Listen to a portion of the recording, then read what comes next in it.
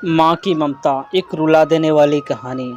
बिमल बहुत परेशान था। उसे समझ में नहीं आ रहा था कि वो इस परिस्थिति से कैसे निपटे। वो अपनी माँ को बहुत चाहता था, किंतु उसकी पत्नी और बच्चे उसकी माँ से बहुत दूर भागते थे, क्योंकि उसकी माँ की एक आंख नहीं थी। साथ ही उसकी कमर भी 90 डिग्री अंश पर झुकी थी। वैसे वह अपना काम सब खुद कर लेती, किंतु फिर भी वो उसकी पत्नी और बच्चों के लिए हमेशा खटकती है। दादी, आप ऊपर के कमरे में जाओ, मेरे दोस्त आ रहे हैं, बिमल के बेटे अखिल ने बड़े बेरुखी से कहा। पर बेटा, मैं तो यहाँ बहुत दूर बैठी हूँ, बिमल की माँ ने बहुत प्यार से कहा। नहीं, आप उनके सामने मत रहो, वो मुझे चिढ़ाते हैं, अखिल ने ज़ोर से डांटते हुए कहा। क्या हुआ अखिल, क्यों चिल्ला रहे हो? बिमल की पत्नी कामिनी ने किचन से ही आवाज़ लगाई। देखो ना माँ, ये दादी यहीं ड्राइंग रूम में बैठी है और मेरे दोस्त आ रहे हैं, अखिल ने शिकायत भरे लहजे में कहा।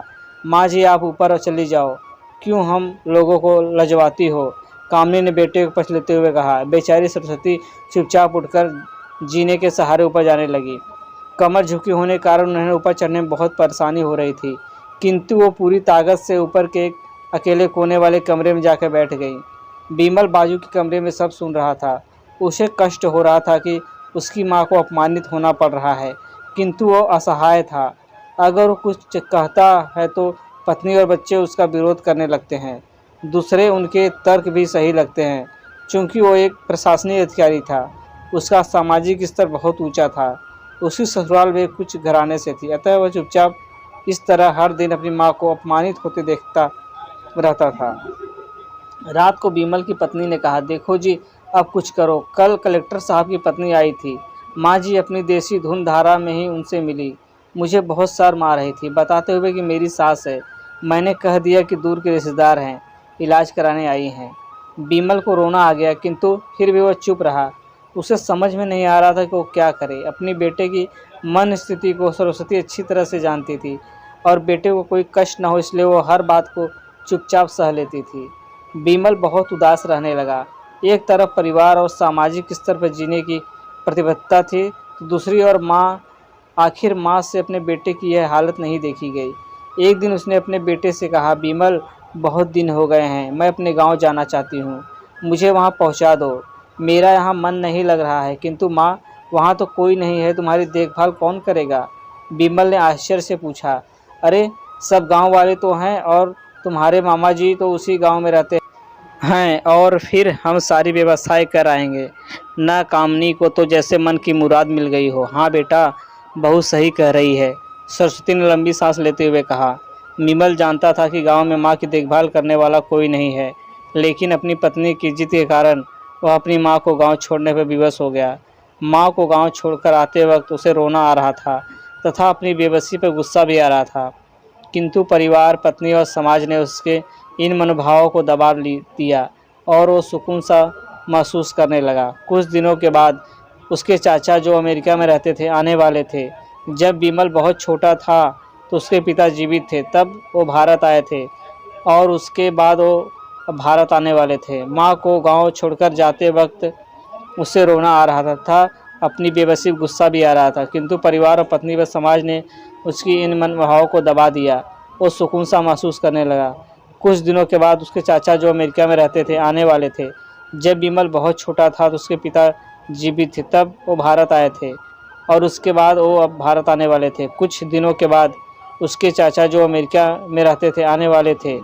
जब बिमल बहुत छोटा था उसके पिता जीवित थे, तब वो भारत आए थे और उसके बाद वो अब भारत आने वाले थे। पूरा परिवार और आस पड़ोस बहुत उत्साहित था। अमेरिका से बिमल के डॉक्टर चाचा आ रहे थे। डॉक्टर रमेश ने जैसे ही घर में कदम रखा, सब ने मिलकर बहुत उत्साह से उनका स्वागत किया। क्यों बिमल, भाभी नहीं दिख रही है, कहाँ है? डॉक्टर रमेश ने उत्साहपूर्वक पूछा। जी, वो गांव में रहती हैं, यहाँ उनका मन नहीं लगा, कामिनी ने सपाट लफ्ज़ों में उत्तर दिया। डॉक्टर रमेश ने बिमल की ओर देखा तो बिमल ने अपने आंखें झुका ली। डॉक्टर रमेश सब समझ गए, बोले, कल हम भाभी से मिलने गांव चलेंगे सब लोग। दूसरे दिन सभी लोग गांव के घर में पहुंचे। देखा कि सरस्वती को बहुत तेज़ बुखार है और वो पलंग पर असहाय पड़ी है। डॉक्टर रमेश दौड़कर सरस्वती के पास गए, उनके पैर छूकर रोने लगे। सरस्वती की हालत उनकी कल्पना से परे थी। वह बेटा विमल, तूने तो नाम उजागर कर दिया। अपनी माँ की यह हालत देखकर तुझे तो शर्म नहीं आ रही होगी। डॉक्टर रमेश ने विमल को लगभग डांटते हुए कहा, नहीं देवर जी, विमल का कोई दोष नहीं है, मैं खुद गांव आई थी। सरस्वती ने अपने बेटे का बचाव किया। मुझे सब पता चल गया भाभी, आप चुप रहो। क्यों बहू, तुम्हें अपनी सास की कुरूपता पसंद नहीं है? समाज में तुम्हें नीचा देखना पड़ता है ना? डॉक्टर रमेश ने कामनी की ओर व्यंग से देखा। कामनी निरुत्तर होकर विमल को देखने लगी। आज तुम जिस सामाजिक स्तर पर रहो वो इन्हीं के संघर्षों की देन है। और बेटा विमल, तुम्हें शायद मालूम न हो कि बचपन में जब तुम 1 साल के थे तब छत से नीचे गिरने के कारण तुम्हारी एक आंख फूट गई थी और तुम्हारी रीढ़ की हड्डी में भी समस्या थी। तब तुम्हारी इस कुरूप माँ ने अपनी एक आंख और अपना बोन मेरो तुम्हें देकर इतना सुंदर स्वरूप दिया था। कामनी बेटा, इतने सालों तक संघर्ष करके बेटे की प्रशासनिक अधिकारी बनाने वाले इस संघर्षशील औरत को कि तुम लोगों ने यह दशा कर दी, तुम्हें ईश्वर कभी माफ़ नहीं करेगा। डॉक्टर रमेश की आंखों से अश्रु जलधारा बह रही थी। अब भाभी, आप मेरे साथ अमेरिका जाएंगी, यहाँ इस स्वार्थी लोगों के बीच नहीं रहेंगी। डॉक्टर रमेश ने सरस्वती से कहा। विमल को तो काटो तो खून नहीं था। डॉक्टर रमेश जो उसके चाचा थे, उन्होंने जो राज बताया उसके बाद तो विमल को यही लग रहा था कि उससे ज़्यादा पापी इंसान इस दुनिया में कोई और है ही नहीं। वह दौड़ता गया और माँ सरस्वती के कदमों से लिपट गया। माँ, मेरा अपराध अक्षम्य है। मैं जानबूझकर चुप्पी साधे रहा, आपका अपमान करवाता रहा। अब सिर्फ आप ही इस घर में मेरे साथ रहेंगे और कोई नहीं। विमल ने आग्नेय दृष्टि से अपनी पत्नी और बच्चों को देखा। कामनी को बहुत पश्चाताप हो रहा था, किंतु उसकी हिम्मत नहीं हो रही थी कि वो सरस्वती से आंख मिलाए। सरस्वती ने कामनी की मन स्थिति को समझकर उसको पुचकारते हुए अपने पास बुलाया और विमल को डांटते हुए कहा, खबरदार, जो मेरी बहू को मुझसे अलग करने की कोशिश की तो तुझे ही घर से बाहर निकाल दूंगी। कामनी और बच्चों ने सरस्वती के पैर पकड़ते हुए अपने व्यवहार पर माफ़ी मांगी और माँ के हृदय ने सबको माफ़ कर दिया।